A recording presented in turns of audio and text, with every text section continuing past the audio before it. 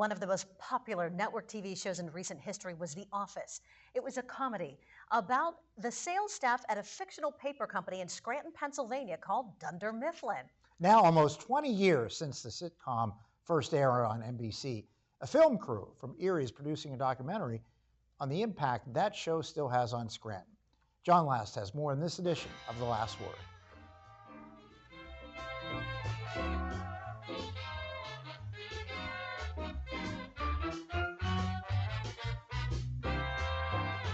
Most Pennsylvania cities are known for something that put them on the map. Erie is known for its maritime history.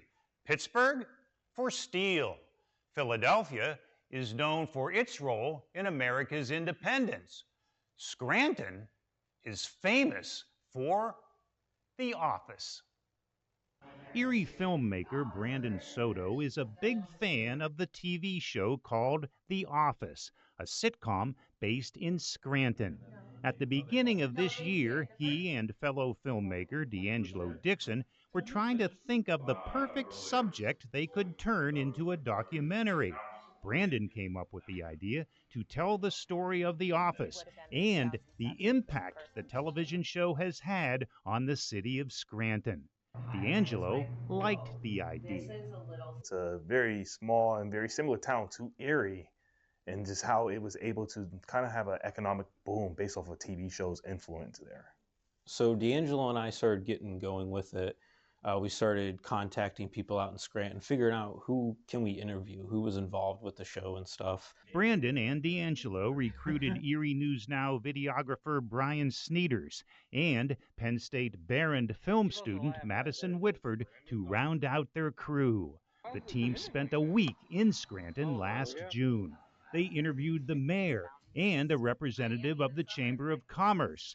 The documentary crew was told that the producers of The Office wanted the show to be as realistic as possible. The sitcom's writers referred to Scranton businesses and landmarks during every episode.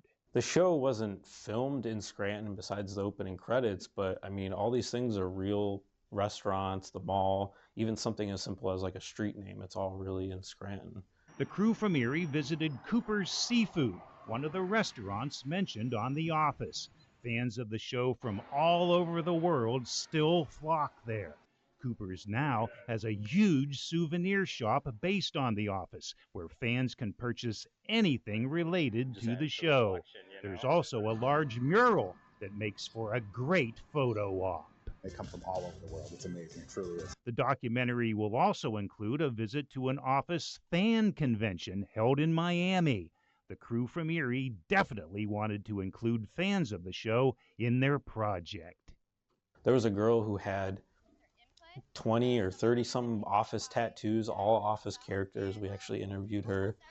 The entire documentary will be released in the spring of next year. With the last word at The Office, John Last, Erie News Now. Scranton had gone from cold to cool. Brandon and D'Angelo are planning to debut their documentary during a viewing party in Scranton. I used to live there. Oh boy, was it a buzz.